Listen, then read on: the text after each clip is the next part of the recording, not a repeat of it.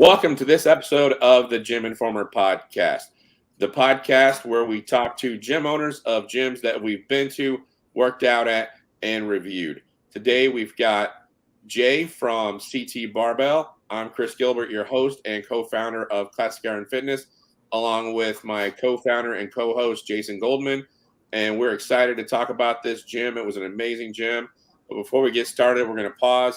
I'm going to show you some photos that I took when I was at this gym.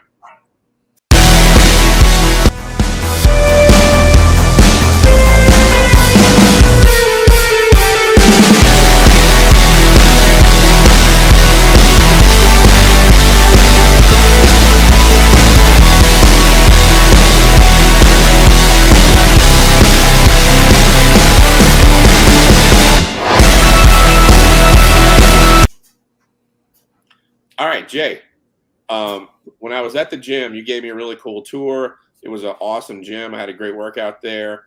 And you mentioned that you had personally picked out every piece of equipment in the gym.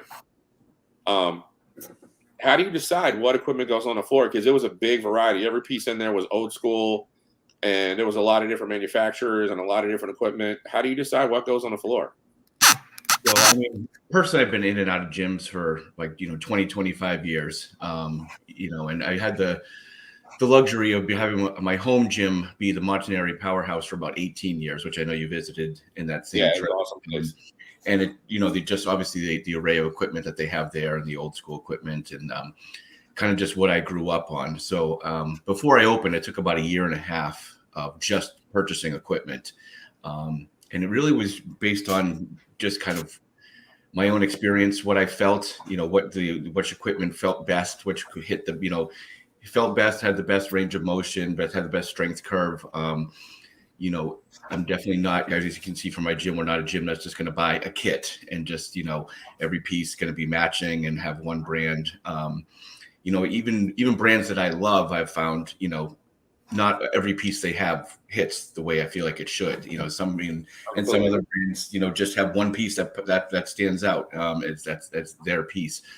So definitely, a lot of just trial and error, kind of over the years of what felt good. Talking to a lot of people, trying out a lot of equipment, traveling to like you guys do, traveling to other gyms to try out their equipment before we bring it into our own gym, which I still do even now to this day, travel around to try something out. I've even brought a few pieces in kind of sight unseen that I haven't tried. And I didn't end up liking them, and they never make it to the gym floor. If they don't feel right, don't hit right, they immediately go back out. We just kind of want, the tried and true, the best of the best, and what works out there, which, and a lot of that stuff is some of the older stuff from what I've found. Definitely, some of the older brands, even like the Nautilus stuff, you go back 40, 50 years, some people just for whatever reason can't duplicate it today. Yeah, we're big fans of the old school stuff. From an organization standpoint, the gym's not huge, but it's a pretty good size. But I was impressed, the way you had it organized. Did you have that in mind before you even started with the space, or how did that go about? Yeah, absolutely. So definitely it's geared, as you can tell, the gym itself is geared more towards, kind of my love, which is bodybuilding. So, in doing so, we kind of have it all set up mostly by body part, machines of like body parts put together, bodybuilders doing quote unquote the bro split, you tend to, have all day of back, or if you're supersetting this and that, you don't want to be running across the gym from one place to another trying to find stuff. Or, I've been to gyms too, most things are in one area. You do a back workout and then you're walking out and you see the machine that you have never tried. You've always wanted to try it. It was tucked away in a different corner and you're like, damn, I missed out on that one. So we try to keep everything concentrated into one area for convenience. Sometimes it works against you when, on Monday on International Chest Day, when everybody's doing chest at the same time, everybody's kind of in that same area, unfortunately. We try to, make the most sense out of it. And just to kind of give, and especially to give, we have a lot of people that are experienced in our gym, but especially people that are new. are newer to it, it kind of makes a little more sense for them. Okay, this is the chest area. They're looking at this machine, with like a deer in the headlights, but they understand at least everything in this area is chest, everything in this area is back. So they kind of have an idea of, what machines to use for what purpose of that day. Oh, that makes a ton of sense. I love the atmosphere that you had in the gym. Like, it has that old school, hardcore, like you said, bodybuilding gym vibe. And I feel like, the building plays along with it. The equipment played along with it. Was that something you were after when you picked the space and picked that, or did it just kind of fall in place, or were you always after that kind of atmosphere? No, I definitely did. I mean, I've always found, in terms of gyms, of kind of what made gyms for me was, equipment, the atmosphere, which kind of goes hand in hand with music, but also obviously just the visual of the place itself. And really, when I walked into that place, I was kind of sold immediately. Like, this is it, just with the brick walls, kind of like the old school feel, kind of, slightly dungeony temple gym, like Dorian Yates type setup. That's kind of gyms that I grew up on. I grew up outside of Boston and Massachusetts, in a mill type setup building. And you could just kind of go in and work versus, what's around us in my particular area was really just all fitness centers, all the glitz, the glam, the lights, everything matchy. And like I said, my home gym was at the Montanari gym for about 18 years till I moved out to the other side of the state. And I was commuting there for about an hour and a half one way just to try to go out to them, which became and that was kind of why I ended up opening this gym out this side of the state, because it just was nothing of that caliber, of that atmosphere, of that feel, in which you can make some noise in the gym, you can have some loud music, you can have chalk, you can have chains, you can guys that can go in the corner and pose if they need to be, whatever it may be. It's just a kind of a the atmosphere makes it for sure. I definitely even walking to Gin Haven every time. What I loved about it was everybody was there to train, and everybody was serious and knew what they were doing. But definitely just the camaraderie too of which has been great for our gym, is the camaraderie, the family atmosphere. Everybody kind of is very supportive of each other, and everybody working towards a goal of just self-improvement. 100%. Like, we always say that, like, the equipment might get someone in your gym, the atmosphere is going to keep them in your gym. Yeah, absolutely. So, do you have any questions, Jason? I mean, you kind of just touched on the evolution of the gym. Can you go back to that as to, there was nothing on your side of the state, so you kind of started down this road, but can you walk us through a little bit in more detail what that looked like for you? Yeah, absolutely. I really, to be honest with you, didn't initially set out to have a gym. I was new to that side of the state area, working out at some gyms. Heard of a gym auction going on in Worcester, Massachusetts, at an old school gym that were going out of business, retiring. Went up just out of curiosity, and ended up picking up about a dozen pieces for myself. Put them in the garage, put them in the basement. Never with the anticipation of opening a gym. And then thankfully that was pre-COVID. So I had some stuff during COVID, and I just kind of kept accumulating.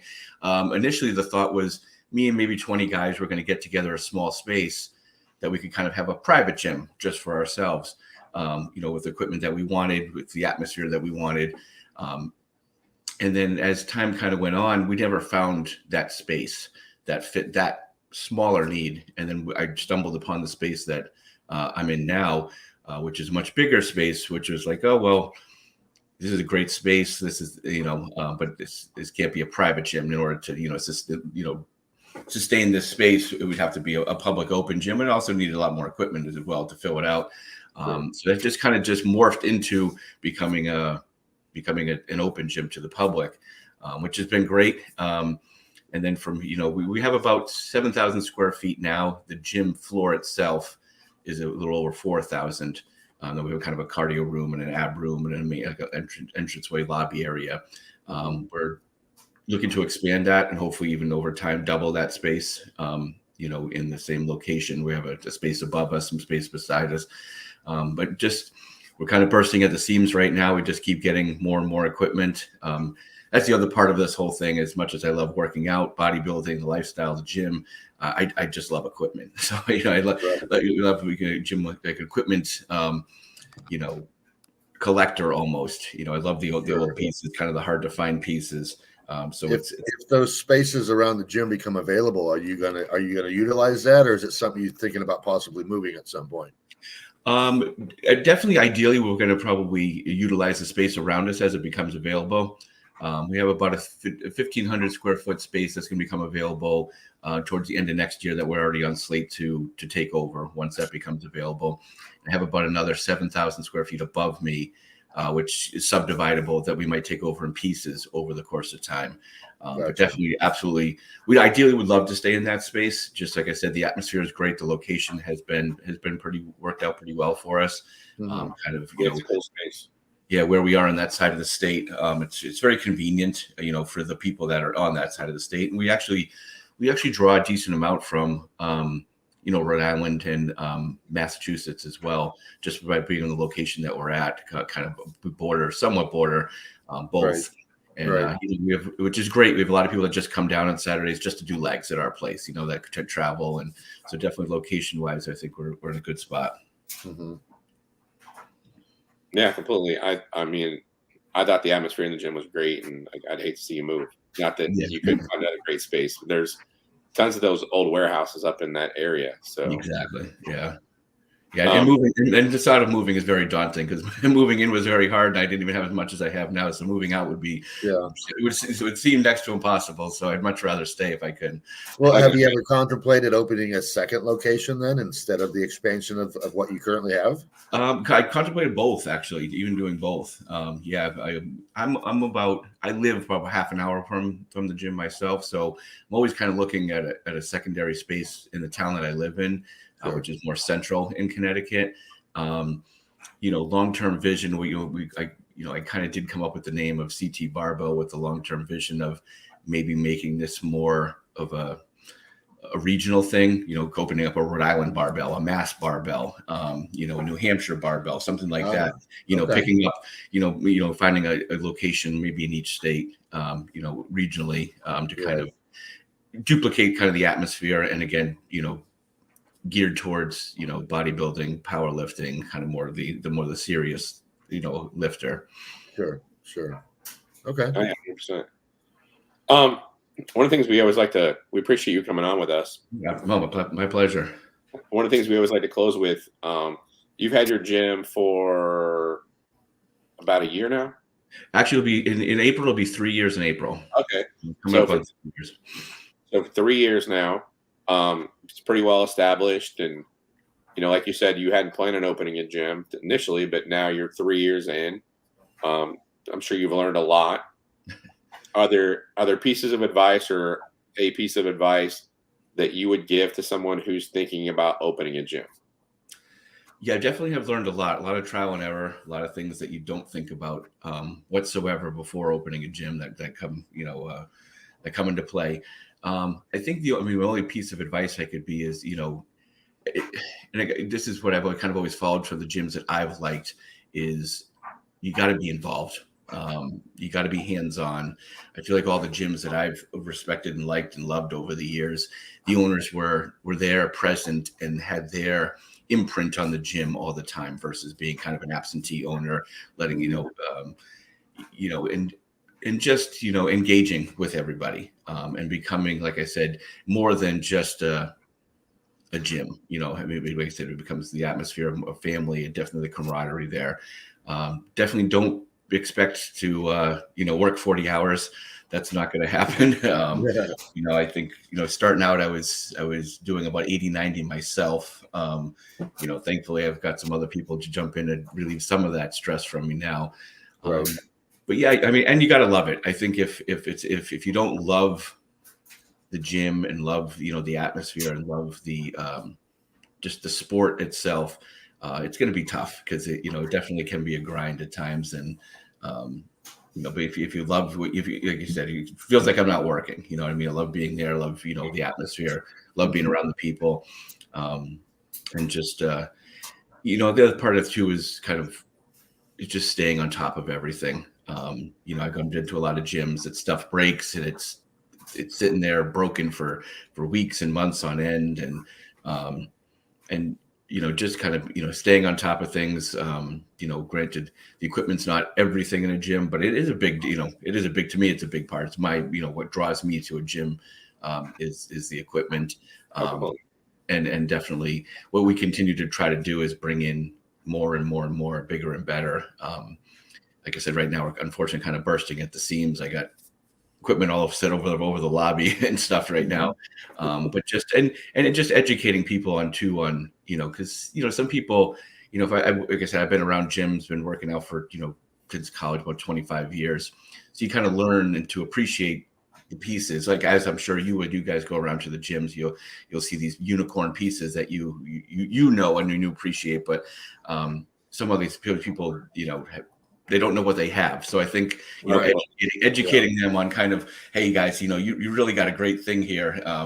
Sure. And appreciate that. Take care of that. Yeah, we see a piece of equipment that's driven by a chain, and we're like, we're starting there, and we're gonna do about 7 sets on this sucker because the curve of the tension and the pull on a chain driven machine it's totally different than anything else. Exactly. They had it right 35 years ago. So, exactly. Yeah. And you just don't find a lot of those pieces anymore. Like you call them unicorns. They're amazing pieces. And yeah. And you had some super cool pieces in your gym, and you're doing a great job setting it up there. So I appreciate it. Yeah, no, like I said, I definitely love equipment. And just it's a nice excuse owning a gym to keep buying, and searching for more equipment, and kind of searching for that diamond in the rough that's out there somewhere. That do you think you'll ever be to a point where the gym has got everything that you want, and you're like, I'm done looking for equipment? Oh, I can't imagine. No, I can't. I feel like there's always something. I mean, you look at like I don't know if you guys have been to Madhouse in Georgia. Yeah, I've been to Madhouse. But I mean, I'm sure he would answer the same way. No, there's and it's unfathomable the amount of equipment he has and the rareness of each piece that he has. And I'm sure he would say the same thing. No, there's still more out there. Exactly. Tell him your story real quick about Madhouse, Chris. Oh well, I think I told you, like when I went there, it was like I was walking around for like 10 minutes. And because I was going to do there, I went there to do back, and I was walking around for 10 minutes. There was so many pieces I had never seen before. Mm-hmm. And finally, there was this dude who was like, dude, you got to pick something. You're getting on my nerves. When there's 27 pieces of equipment you've never seen before, you start. Exactly. Yeah, exactly. Yeah. I just want to do lat pull downs, and there's like 8 machines to choose from. Which one do I choose? It's like, just jump on one and go at it, man. Yeah. Well, they had 6 different lat pullovers. Like finding a lat pullover in a gym is a pretty awesome thing. And they had like 6 different ones. So yeah, no, I feel like you need a week to go visit that gym just to kind of, train multiple, same body part multiple times at least. It's just you have to go there 3 times a day for a couple of days just to catch the whole body, Exactly. Yeah, just to touch upon every piece they have. Exactly. But you got a good start where you're at. So I mean, it's a start. It's a good collection of old school pieces of equipment. Or do you think you'll ever add new equipment, or do you think it's going to be always old school? I mean, no, I mean, definitely. I mean, like I said, I do travel around to gyms to try things out before, before we bring stuff in. There's things out there that, people want or like, some of the newer stuff. I mean, like I said, I've always found that never one brand, like I love Body Masters, but they have some stuff that just doesn't hit right too. A lot of their stuff is great, and some of their stuff doesn't hit right. All the new stuff, the Arsenal, like, I went out to Dragon's Lair and tried all that out. I honestly wasn't a huge fan, but some of the newer stuff, I've tried out a piece recently from Panada that was excellent. So yeah, if I was able to get my hands on that particular piece, I would absolutely bring it in. It doesn't necessarily have to be old, there are some new stuff out there that's great. I find that most of the new stuff isn't as great, but there's definitely some pieces out there that that work and hit, that will absolutely make all efforts to bring in, whether it's new or old. I just want to bring in kind of the best of the best for obviously for the members, but even just for myself. I mean, I'm definitely still very active and want to work out, and I love training on the best pieces I can find too. Speaking of the members, do you ever poll them as to what they are wanting or or just to get their opinion on things? Oh yeah, absolutely. We always have like an ongoing dialogue of what people want and need, and what might we be missing, or needs or desires, definitely. And as we expand, because everybody knows like that is our vision to continue to grow. Like what people would like to see when that additional space comes and opens up. If we had some interest in, we got a lot of people who always want, one big one is always want a vertical leg press that we don't have. So we're always on the lookout for something like that. In these days, everybody's glutes these days. So big into some newer glute equipment. Even people expressed interest in some boxing. A heavy bag, a speed bag. If space was available for it. I guess that's not necessarily our niche, but if we can give some space to everybody, what they want, absolutely. Well, that's good. That's good. And that goes a long way with keeping that atmosphere together. If if the patrons of the gym feel like it's a family owned, kind of a thing, and you're there looking out for their best interests and what they're wanting, that keeps people coming back. I mean, it really does. Yeah. Oh yeah, no, but we've been extremely lucky with the clientele that we have. I mean, it really is a family. Everybody's looking out for each other. Everybody's looking out for the gym. Definitely even times when I'm not there, there's always somebody kind of keeping an eye out, looking out for the gym's best interest, my interest. And everybody's so supportive of each other. We have a lot of people that are competing, whether it be bodybuilding or powerlifting, some very experienced, some very new. But when people have shows, it's amazing to see that, we'll have a lot of people just go and cheer them on, just very supportive, very, of everybody's endeavors, and everybody's, trying to, be the best version of themselves and trying to, improve. And a lot of people had, that, not necessarily even bodybuilders. We have a lot of people that are kind of making massive life transformations, being, going, we have one member that I think went from 400 plus pounds down to 250. I mean, that's just, to me, amazing. To me, I almost think that's more incredible than someone going and competing on stage, because just to get you lost half of your body. And to get started on that journey is a lot harder for them. You know what I mean? When they don't see immediate results and that. So it's been great in that aspect, and definitely very everybody's very supportive of each other. And it's great to see too, because we see a lot of people coming in, by themselves, first timers, and now you see them a few months later, they're best friends with this person, that person, working out every day with them, and just spending time with each other outside of the gym too, like actually making solid friendships, and it's been great in that aspect. It's made and as a gym owner, it makes my life much easier when everybody gets along and is very supportive and opening to every new person that walks in. Yeah, I mean, you've built a community. I mean, you literally have, and the connections that they have with you and with each other is, I mean, you can't buy that anywhere. It's just, you really can't. So, kudos to you, sir. No, I appreciate that. Yep. Yeah, thank you for coming on, Jay. We appreciate it. My pleasure. Like I said, I love what you guys are doing for the gym and the industry and the sports. It's been great. And hopefully we'll get back there sometime. So let us know when you get that expansion. Oh, absolutely. And like I said, come back anytime, and hopefully we'll keep giving you more pieces of equipment to highlight. Oh yeah. All right. Thank you. Thank you guys. If you enjoyed this podcast, please hit the like button and subscribe to our channel for more great content.